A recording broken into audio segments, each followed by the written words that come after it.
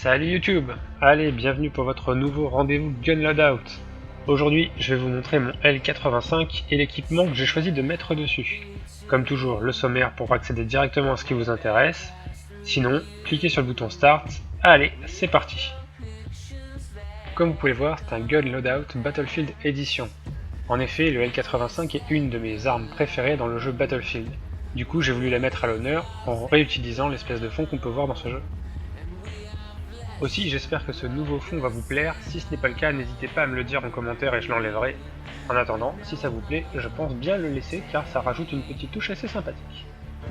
Alors, j'ai donné à ce L85 de chez WE la note de 3 sur 5 pour ce qui est de la fiabilité, tout simplement parce que si vous ne faites rien dessus, il y a pas mal de petits pépins qui pourraient s'accumuler et conduire à une casse assez lourde de conséquences au niveau du bolt. Concernant la résistance au froid, là aussi 3 sur 5, comme vous avez pu vous en rendre compte, l'intégralité de la réplique est en métal, autant dire que quand il fait froid, ça véhicule le froid un peu partout dans la réplique, donc par très grand froid, cette réplique manque un peu de pêche. Pour les réactivités, je lui ai donné la note de 4 sur 5 puisque c'est un GBBR, donc c'est très réactif. Cependant, j'ai enlevé une étoile, car le poids du bolt est tel que, effectivement, sur une réplique de ce genre-là, comparé à un G5 par exemple, on note une certaine petite latence. De plus, cette réplique étant de mode bullpup, il y a donc une tringlerie qui permet de déclencher le tir, ce qui allonge légèrement plus le déclenchement du tir. Avec un poids de 3,6 kg à vide et 4,3 kg avec tout l'équipement compris, on peut dire que cette réplique est assez lourde. Du coup, faites attention. Par contre, le fait que ce soit une type bullpup permet d'avoir une très bonne réactivité lors du shoot. Pour un prix de 380 €, on peut dire que cette réplique est plutôt chère pour ce qu'elle est, surtout compte tenu de son âge. Cela dit, ça reste un très bon GBBR.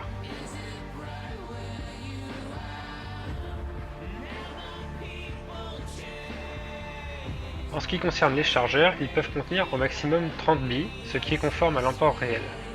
Pour la fiabilité, si c'est une version 2, j'ai mis 4 sur 5 pour la simple bonne raison que ce sont des chargeurs très fiables. Si vous avez une V1, cherchez pas, soit vous les fiabilisez en suivant le tuto que j'ai pu faire il y a quelques temps, soit vous les jetez. Le prix des chargeurs est de 35 €, c'est assez peu cher pour des chargeurs de GBBR, principalement car ce sont des chargeurs très répandus et faciles à trouver. En partie, j'utilise en général 4 chargeurs, mais je peux en utiliser 6 au maximum sur les longues journées.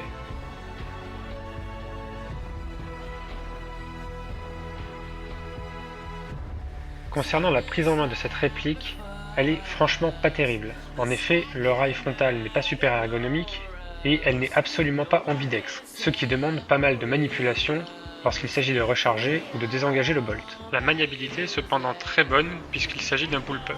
Du coup, il est très facile de relever la réplique pour tirer. En effet, tout le poids est situé à l'arrière, donc près de l'épaule.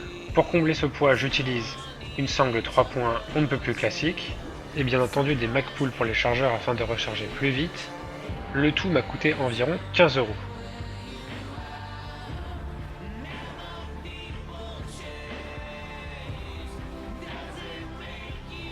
Pour le viseur, j'ai choisi un Neotech 552 de la marque Samund. C'est un des viseurs qui permet d'avoir une acquisition des plus rapides parmi ceux que j'ai pu voir. En termes de précision, il est un petit peu moins bon qu'un T1 puisque le point est assez épais par rapport à ce dernier, mais c'est quand même très très bon. En ce qui concerne la batterie, ce sont deux piles très classiques qu'il suffit de remplacer et elles ont une très très bonne capacité. La résistance au recul est excellente sur ce modèle puisqu'il a été testé sur des armes réelles avant d'être mis en vente. Pour protéger mon Neotech, j'ai utilisé une protection de chez Guns Modify qui est vraiment excellente, elle ne fait aucune déformation. C'est vraiment génial, je vous la recommande. D'ailleurs, j'ai fait la review sur ma chaîne, vous pouvez la retrouver en description. Pour l'installer, j'ai dû utiliser un adaptateur qui me permet de transformer le rail d'origine en rail Picatinny. Et bien entendu, j'ai dû retirer le sight avant et arrière. Le prix total avoisine les 120 $.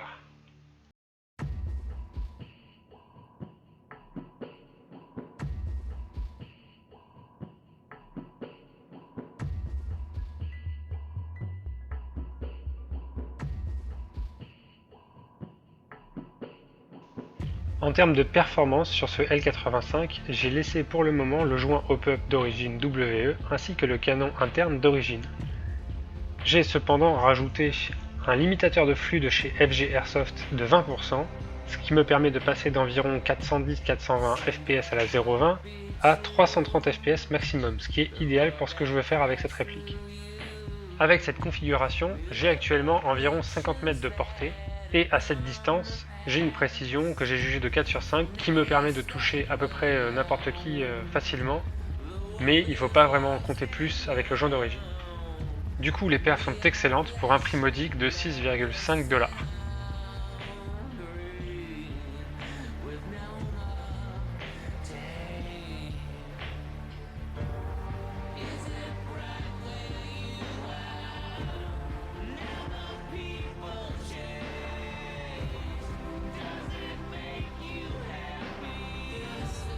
Le L85 n'est pas réputé pour être une réplique très fiable et il y a quelques raisons à cela.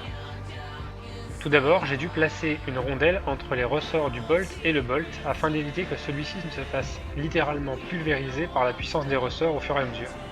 En effet, les ressorts vont finir par creuser le bolt et le faire tourner à l'intérieur de la réplique, du coup je vous raconte pas la casse si jamais ça se produit. Par conséquent, les rondelles me permettent d'éviter ce phénomène d'usure.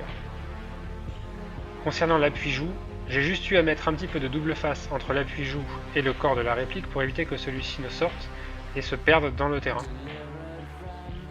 Concernant le dust cover, c'est quasiment le même problème, il avait tendance à sortir et finalement tomber, donc j'ai mis une pointe de colle sur une des spires du ressort afin que cela ne se produise plus.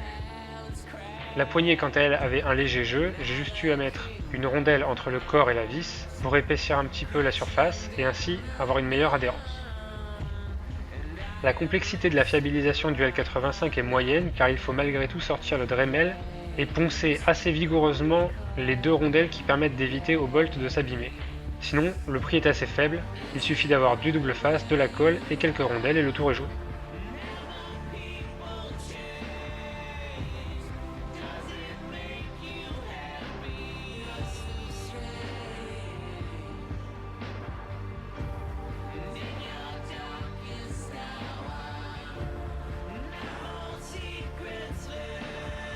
Au niveau de la vidéo, pas de grande différence avec mon dernier Gun Loadout. J'utilise toujours une caméra Mobius avec une lentille zoom de 25 mm, le tout monté sur un support au rail Picatinny pour Mobius, alimenté par une batterie externe logée dans le garde-main de 2300 A. La qualité est toujours excellente pour une scope cam, donc aucun problème sur ça, et la batterie me permet de tenir largement toute la journée.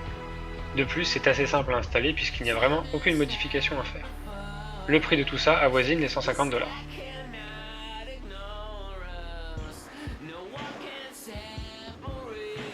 Vous pouvez retrouver en description l'intégralité des liens dont je vous ai parlé dans cette vidéo, et bien sûr vous pouvez retrouver en cliquant sur les petits extraits qui défilent l'intégralité de mes gameplays en L85. Bien entendu, n'hésitez pas à retrouver également mes